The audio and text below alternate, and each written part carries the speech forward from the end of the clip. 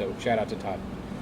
Now, I hate mentioning this, but it's part of everybody's history. You guys opened in fall of 2018, and then spring of 2020 threw everybody for a loop. How did you guys do the magic pivot word when it came to the uncertain times that were the pandemic?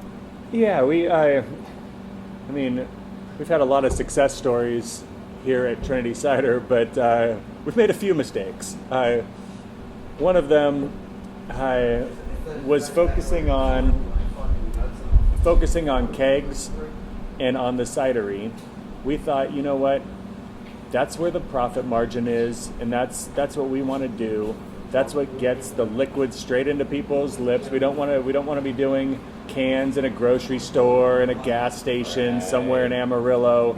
We want people in Dallas drinking our cider from draft. So we're only going to sell kegs to bars and restaurants and serve in our spot. Yeah. And then the pandemic hit. And we thought, you know, if there's an issue with the cidery, no big deal, because we have all these bars and restaurants that have our product. If there's an issue with the bars and restaurants, we've got the cidery. We kind of didn't expect that a pandemic would come along, and not only would we be shut down, but all of the bars and restaurants that were serving our product were also shut down. Yeah. And the only way that people could get their cider was the grocery store, of which we were in zero. So, I mean, I would say that was maybe our biggest mistake, short of the peppermint cider mistake of 2019 that we accidentally made when we thought we were using mint and we ended up using peppermint. Oh. Tasted like a candy cane, only more candy cane-y. Wow, even more candy cane. Yeah, it would have been good for toothpaste, except that it was too pepperminty, I think, to be toothpaste. So I've talked to other people who said peppermint was also a bad decision. Yeah, so. yeah. Besides that, I think that was but thankfully, we were. I don't know why exactly, but we were considered a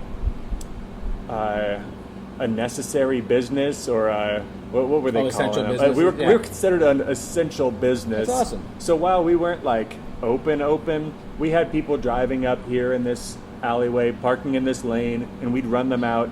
6-packs and growlers. That's awesome. And we had a whole bunch of our customers that were kind of trapped at home and needed some good cider, and we were here hooking up with cider 7 days a week. And then bit by bit, things came back.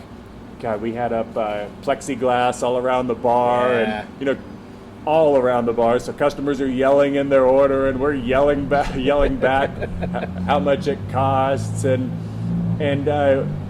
it worked, and it was a weird time, but it was fun then, because a few weeks before, customers couldn't even come in our place. Exactly. But this patio where we're sitting right now, the tables are all spread apart 15 feet, and it's outdoors, so we were able to be one of the safe places that people could come drink and stay socially distanced.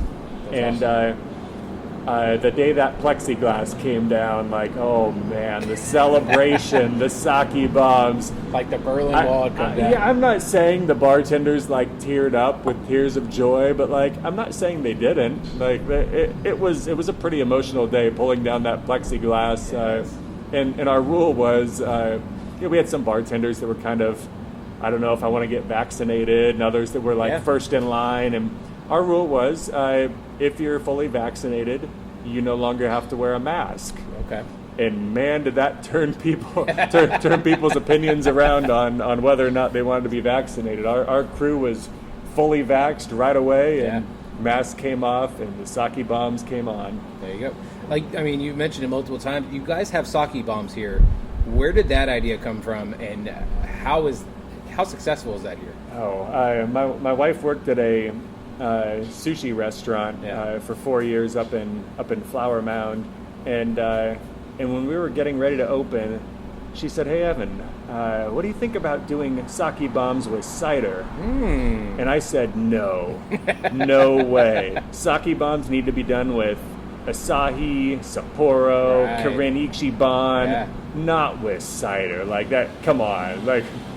Well, now that we've done over 100,000 sake bombs here at Trinity Cider. Holy shit, 100,000? We far north of that. And I mean, that's not counting the ones that I've done, but we're cranking out at least 2,000 a week, 2,000 a month. 2,000 a month here at Trinity Cider. It's something we've become known for. People will come in before the concert they're going to, Yeah. or before the comedy show they're going to. People will roll in with 8 people, 8 sake bombs, please. Wow. Pour them 8 sake bombs. Tell them, like, thanks for coming in, have a good day. And they're like, no, 8 more.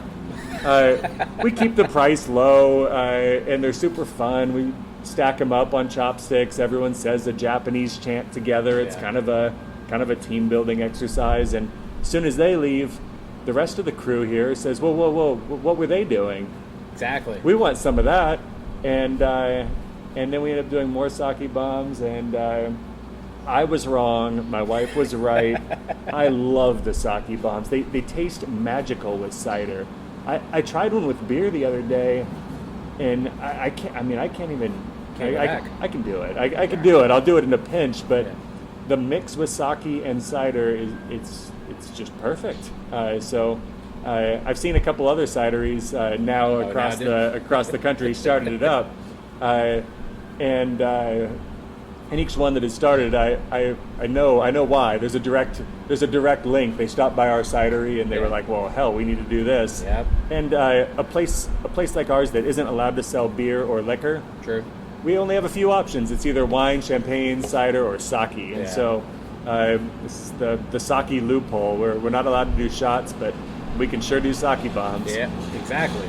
Now, is there a certain cider that you think is the best for the sake bombs? Have you gone through your entire catalog with them, or have you just kind of stuck to one?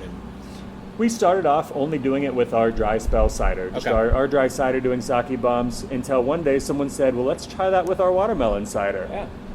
I said, okay, let's give it a whirl. Well, that was better. So we did it with the watermelon for a while. It's a personal preference. True.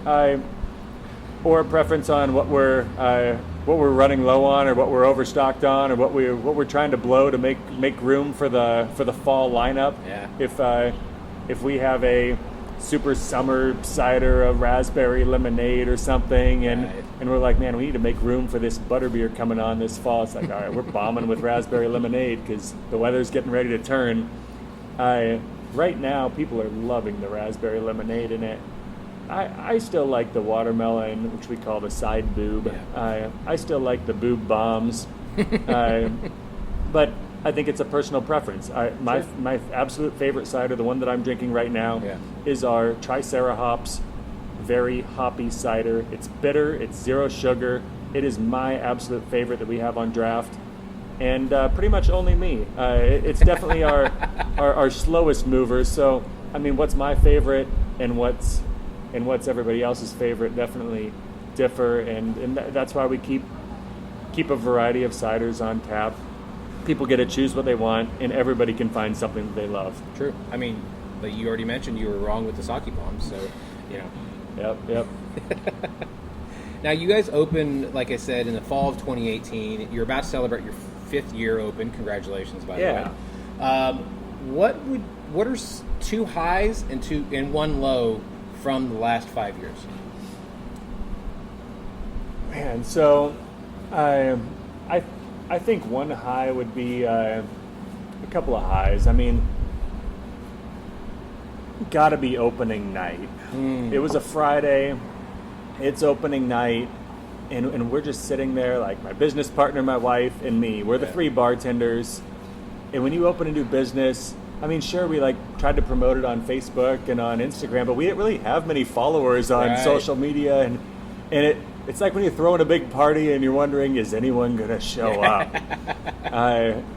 And we opened up the doors, and like a couple of people walked in, and we were kind of hoping to have like a line of people from when we opened, and we didn't. And a couple people walked in, but then a couple more, and a few more, and holy crap, we blew the roof off this place that That's night. awesome. The 3 of us were pouring cider absolutely as fast as we could all night long. It was a great time.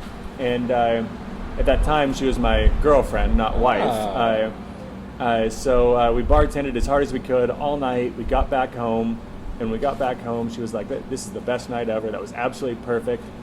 It was a success. Everything's great. This is just a perfect night." And we're out on our balcony looking out over the city of Dallas, and I got down on one knee, and I was like, "Well, I've got this ring here in my pocket. said some words and asked her to marry me. She said yes, and so that was our opening night, big success, and we got engaged that night. You asked her that? Did you plan to do that? I had that ring in my pocket for like 2-3 months, waiting for the perfect night, and that was the one. This storm had moved in over Dallas, so we're looking out over the skyline, and lightning's coming down, and awesome. we weren't getting rained on, but the city was, and it looked cool, and she said yes, and we've been married now for a while. So yeah, that was a high, and then kind of the same thing happened with our 1-year anniversary party. Not sure if it was going to be great, and then we got to see all these people that have been coming in for the last year. This is October 2019, pre-COVID. Yeah. We got to see all these familiar faces from over the years come on back, and regulars that kind of almost brings a tear to your eye when you see these like faithful regular customers who become our friends, all coming back on one day, all at the same time. We made special ciders. So for our fifth anniversary, we're going to throw one heck of a party on October 12th. October 12th, nice. Okay. And that'll we're going to do something very special for that. We like to try to give back to the people that have supported us. Of course. Failures, we've had a few. So I told you we make a lot of apple cider here, and sometimes a pear. Yeah. And we've been making a lot of pretty good apple ciders, and I said I want to make a ginger pear. This is going to be wonderful. I'm going to bump the ABV a little bit, use some Belgian yeast, make an 8.5% Belgian ginger pear. And man, this was going to be good. I made it myself. Yeah. I told our brewer, don't worry about this one. I got it. I didn't do a lot of research on what kind of yeast nutrient changes you need to make. Oh, no. And when we first tasted this thing, it just tasted like straight rhinoceros farts. It was absolute trash. Just farts, just sulfur, and beyond that, when I tried to air it out, the cidery smelled like farts. So you couldn't even you couldn't even air the farts out anywhere near business hours, or customers couldn't stand to be in the actual brewery. Right. So failure number one was definitely the rhinoceros fart cider of what was it, 2020 or so. And beyond that, probably not getting into cans quite soon enough. Was probably something we should have done sooner. Was getting into.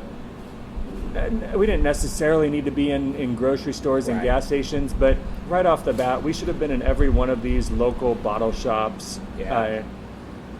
Places like the Bearded Monk in Denton that we like, and all of them all over the DFW area. There's these cool little bottle shops, and we should have at least had cans for them to get. Right. But you at least know that you have learned from that, and you're growing. And I mean, as I look in, there's stacks of cans, so there's no shortage of cans anymore. And it's not like those bottle shops are getting smaller, and there's definitely more growing all the time. So it's always going to be good for you. Yeah, there is, and it's been great over the last 9 years to see the craft brew scene and cider scene, but in general, the craft scene here in Dallas really grow from a town that was really a Bud Light, Miller Lite, maybe Corona, Dos Equis town, into places where there are thriving breweries all over the place. It's been heartwarming, without a doubt. Now, how many? Okay, so before I ask that, let me ask this. So you guys are Copper Star certified. Tell us what that is and how you even got that. Good question. That it's a program for businesses that have a nightlife here in Dallas, and it's in other cities, but not many of them. Dallas is one of the first few cities nationwide to do it, and it's a program where we get some training and we fix things up so that we're a safe place at night. That's awesome. And there are a lot of parts to it, but I mean, I think the most important part is to make sure that we're not over serving people and letting them out into the world at night, Yeah.